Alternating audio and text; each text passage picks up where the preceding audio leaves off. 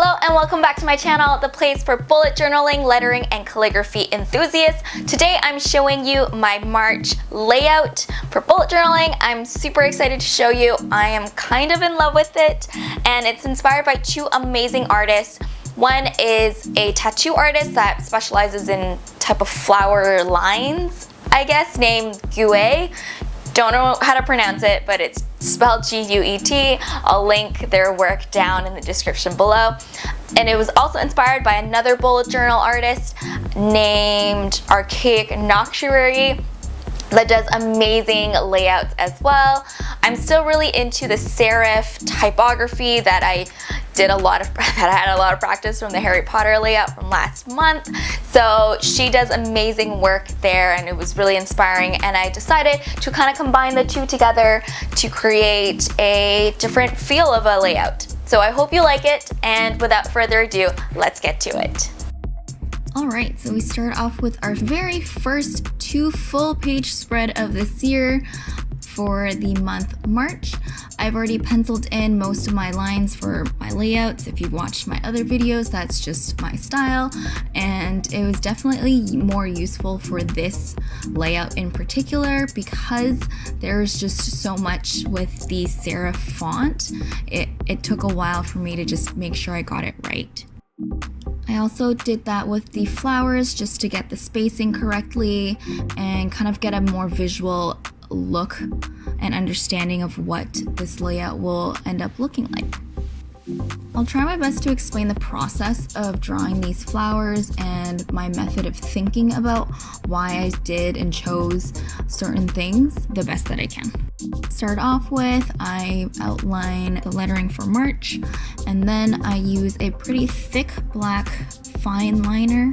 I use the Sakura Micron Pigma pens that I usually do that are waterproof, which is great, to do the outlines of the flower petals. The reason why I decided to use a thicker line is to give the contrast of once you go in to shade with the flowers, then you can really distinctly see each of the petals. And since the shading that you'll see is just lines and just differentiates from the density of the line, but also the thickness of the line, it really helps that each of the petal is really thick to begin with. It is slightly different from how you would normally think with pen, in that usually thick lines are usually the darker ones, whereas the thin lines is usually to highlight some of the lighter components. But as I mentioned, I'm following the way the artist QA, I'm just gonna pronounce their name like this, I'm not sure. They like to do very thin lines that are very close together as a way of almost doing a shadow, and then just sparse thicker lines to give the rest to create the rest of the petals.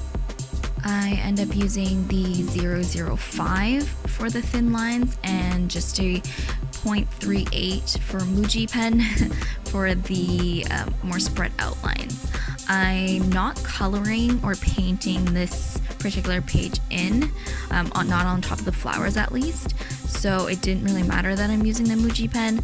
But for anyone who wants to do and put watercolor on top of it, I recommend just sticking with the Pigma Micron ones, just because they are waterproof and the Muji ones aren't, unless you kind of let it rest for a long time, which I don't know, who has time for that? So how I decide to do which side is the darker, which side is the lighter, it just kind of depends on composition. It doesn't really matter because they're not, I guess, like photorealistic flowers. But what I do try to do is there's the inside of the flower and the outside of the flower. That makes sense. And of each petal, there's the petal that is growing from the inside that you can see. And if you look on the other side, it's kind of the outside petal. Don't quite know how to explain it. Like, there's two sides of the petal, one's facing the center and one's facing the other side, and so usually the petal that is not facing in the inside of the flower, I usually use that as the darker one. I'm not sure if this makes sense, but hopefully you can see through the drawing what I mean. I asked my Instagram followers for this of whether or not I should color the background black or leave it white, and a majority of you decided to choose black and told me to color this, so that is what I did. If you ever want to be a part of any of I guess helping me deciding on certain things for my bullet journaling, for lettering videos, make sure to follow me on Instagram. That is where I usually ask these questions and interact with the most. This, I don't know if you can tell, but I had to change my black pen because I ran out of ink. And this one I'm actually using a brush pen from Sai, which I love. It's a super flexible tip, so I wouldn't recommend it as for any beginner letterers, but it's a great thing to practice for watercolor, I guess, brush paintings, as well as different types of calligraphy. See me do this, but I actually went in on the cover page to add in the middles, like, what is that called? Like the pollen? The place where the pollen is for the flowers in black, and just to give it a bit more depth, as well as I added thin lines on the inside of the March letters. Alright, and now on to my month page. This is where I'm going to put all my events, dates, and special things that are happening for this month. I decided to do a drop down. I don't know what this kind of layout is considered as, but yeah, it's not the traditional one. There's not the blocks, and all you do is you draw the lines downwards and fill the page in. I just thought that this would be kind of giving me some flexibility with the flowers, and just a bit more interesting to look at. Here, as you can see, they're less big than the cover page, but it's really quite actually the same flowers, but all I did was not expand the petals as much. So that's kind of a trick with drawing any sort of flower type layouts. You can really just draw the same types of flowers over and over and over again, like the same flower literally with the same petals, but just switch it up a little bit and you'll get a completely different look. I made sure to leave more space in this just because I have to fill in my events and dates dropping in, and I think it's just nice to kind of have a contrast between the opening page, which is a lot darker, but I did do a little bit of a dark bar at the bottom, just to kind of, I guess, like another element to tie the pages together. This particular one, this is the only layout where I don't do the same type of lettering that I did for the other pages. I kind of regret not switching it up because I thought that only the cover page was going to kind of have that fancy lettering look, but I ended up doing it on the other pages because I liked it so much, and so I didn't end up fixing this page or the pencil lines. Yeah, I don't know, it's up to you. Maybe let me know what you think, whether or not this is the right font I should have kept with or should have changed it, but yeah. And as you can see, I go in with the white marker. It's quite reflective, so it's kind of hard to see, but it does show up on the page very well in real life.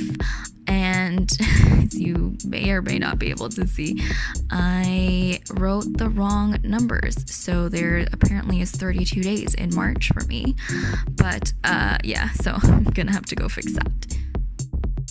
Now to everyone's favorite page, maybe, I don't know, I feel like this is one that is quite popular in terms of people asking me about it, is my habits page. So this one here, again, I go back into the fancier-ish lettering that I did from the cover page. And for this one, I decided to do it a little bit different, where I put the flowers right behind the words. This particular habit tracker, I'm using little dots, and I've done this before and I really like the look. So once I've done that particular habit, I just make the dot bigger, and it helps me keep track with my habits.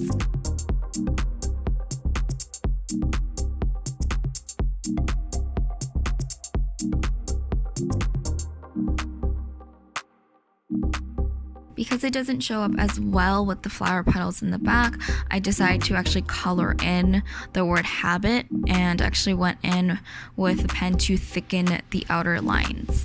I didn't color in the middle of the flowers just to make sure that there's still the contrast there. Right, and so here is my quote page. So you can see that I decided to do the quote one day closer.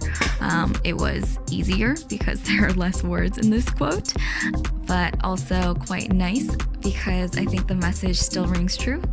Is the big extreme one. We're going with the thick pen and the flower petals are in the back. It's just a bigger version of how I did the habit tracker. I really like the way that the O turned out in this. I think it was really fun trying to kind of zhuzh it up. I'll link the inspiration down below for this particular font for anyone who wants to see an actual typographer do it. I just did a variation of it. I do notice with these these Pigma Micron pens, Micron Pigma pens, whatever, is sometimes the tip, the longer you use, the more it gets pushed inwards, like the tip gets smaller and smaller. So just be mindful of that when you're doing it.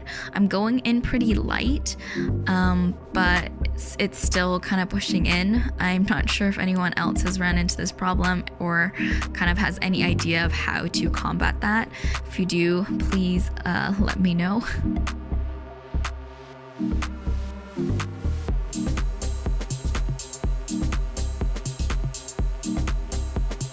To the habits page, I go in with pen to thicken the lines, but I didn't end up coloring in this one because I didn't actually really like the colored in look. I think maybe I'll go in kind of similar to the cover page with some lines to kind of just shade it inwards. But yeah, let me know what you think.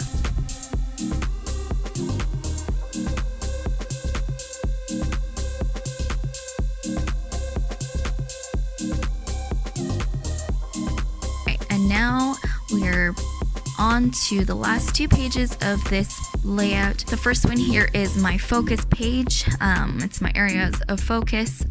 If you can get a more in-depth explanation from my thought process of why I wanted to do this in my previous video for my February layout, I found it quite helpful and useful just to know what my focus is for this month. So I do my weekly recurrence, and so that's the stuff that occurs week by week. I put in the task and I mark down for when I do and complete the task for each of the week, and there's 4 weeks for this month. And then underneath it is my most important. For my other one, I did the second most and the third most, but I decided to just focus on what my most important tasks are, and just to do that to kind of get a better idea and just really intensely focus on one thing. Yeah, so I'll let you know how that goes, and I'm also tracking my numbers here. All right, and now to the very last page of this layout. It's my moods, and this is also going to be my only colored page at the end of this because I thought maybe I'll try and do some color. It's an homage to a very old layout that I've done that you can still find on my Instagram, which is, I think it's a peony flower that I used as a mood tracker, and that's exactly what I'm going to do here. Exactly 31 petals, or maybe not 31 petals, but 31 sections of flower that will be colored in depending on how my mood is, and I still go in with the black pen to create the same look. As I mentioned early on in the beginning, where I won't use my Muji pen and I used all of the Micron Pigmas just because I'm going to be coloring it in, just to make sure that there isn't any ink bleeding, ink smudging.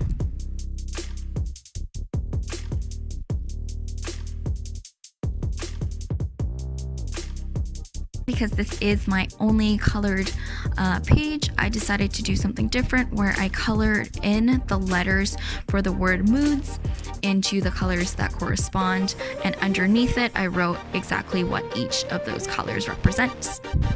This is my final flip through. I am really loving the way it looks, and I hope you love it too. It might look complicated, but I hope that with this video it makes it a little bit easier and more approachable for anyone who wants to try out something a little bit different or want to just try and learn how to draw some flowers. Alright, that's it for me today. I hope you enjoyed the video. Maybe you learned something, maybe you're inspired to do some more tattoo inspired art. I don't know. But yeah, if you like what I do, make sure to subscribe, leave me a like, comment for anything, as well as follow me on my social. I have Instagram, and I just launched a Facebook page, which I will post most of my events and other types of announcements, so make sure to like my page if you like my work. Yeah, so again, that's it for me today, and I will see you next time.